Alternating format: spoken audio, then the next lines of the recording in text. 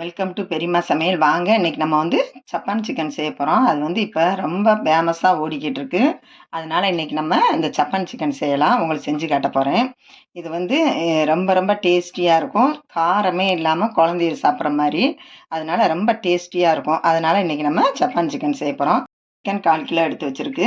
அதுக்கு வந்து தேவையான பொருள் என்னென்னா, 1 ஸ்பூன் மைதா மாவு, 1 ஸ்பூன் கார்ன்ஃப்ளவர் மாவு, 1½ ஸ்பூன் அளவுக்கு பெப்பர் எடுத்து வச்சுருக்கேன். ஏன்னா இதுக்கு வந்து காரமே எதுவுமே நம்ம போடலை, அதனால் பெப்பர் போட்டோம்னா கொஞ்சம் டேஸ்ட்டுக்காக எடுத்து வச்சுருக்கேன்.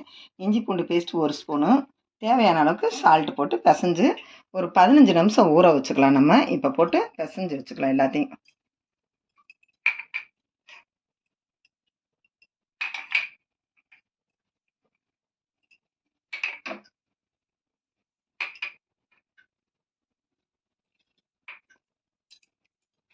நல்லா பிசைஞ்சு ஒரு 10-15 நிமிஷம் நல்லா ஊறட்டும். ஊறினப்போ நம்ம எண்ணெயில் தான் பொரிச்சு எடுக்க போகிறோம்.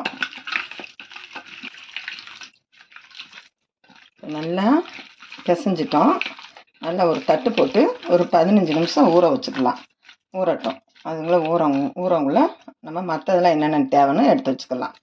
நல்லா ஒரு 15 நிமிஷம் ஊறட்டும். சிக்கனும் நல்லா ஊறிடுச்சு. ஒரு 15 நிமிஷம் ஆயிடுச்சு, ஊறிடுச்சு.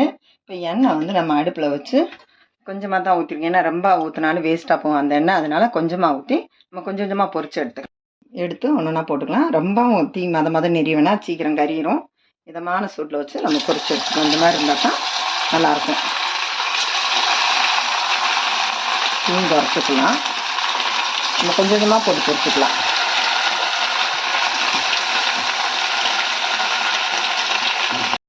பரட்டிக்கலாம்.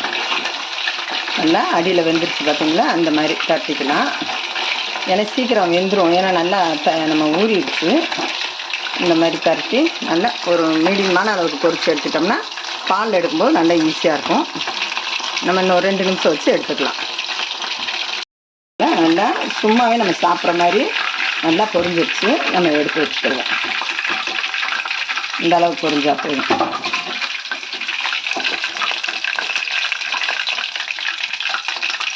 அந்த எண்ணெயில் அந்த நம்ம போட்டிருக்க மசாலா கலந்து விழுகாமல் நல்லா இதாக இருக்கும். அதே மாதிரி எல்லாத்தையும் நம்ம பொரிச்சு எடுத்துக்கலாம். பொரிஞ்சிச்சு எல்லாத்தையும் எடுத்து வச்சுக்கிடுவோம். எல்லாத்தையுமே பொரிச்சு எடுத்துக்கிட்டோம். இந்த அளவுக்கு நல்லா வெந்துருச்சு. இப்போ அடுத்தது வேறு அணைச்சிட்டு வச்சுக்கலாம். எடுத்துக்கலாம். வெண்ணெய் வந்து ஒரு 25 கிராம் வெண்ணெய் எடுத்து வச்சுருக்கோம். நம்ம வெண்ணெயில் தான் பண்ண போகிறோம். அதனால் வெண்ணெய் எடுத்துக்கிட்டோம். வெண்ணெய் கரையிற வரைக்கும் நம்ம இது பண்ணிக்கலாம். வெண்ணெய் நல்லா இந்த அளவுக்கு நல்லா கரையட்டும். வெண்ணெய் நல்லா காஞ்சிருக்கும். வந்துடுச்சு.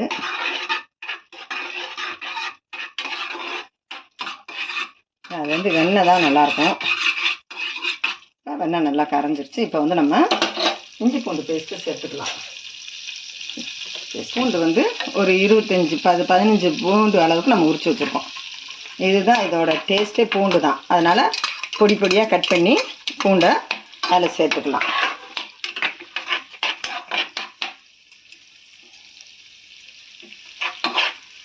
இந்த அளவுக்கு நல்லா கொஞ்சம் வதங்கட்டும்.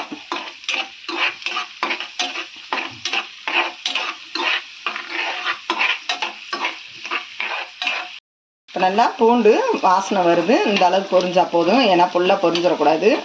இதோட வாசனை அதில் இருக்கணும் நமக்கு. அதனால் இப்போ சிக்கனை சேர்த்துக்கலாம். அதில்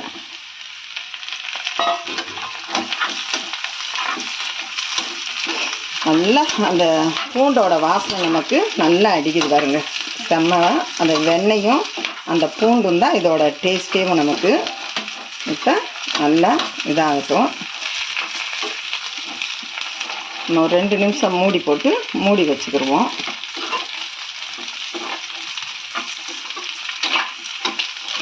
இந்த மாதிரி வரும்போது நம்ம பால் சேர்த்துக்கலாம். இப்போ பால் வந்து இதுக்கு வந்து ஒரு 1/4 கிலோ தான் எடுத்துக்கணும். ஒரு 50 கிராம் பால் அளவுக்கு ஊற்றினா போதும். பசும்பால், காய்ச்சின பால்.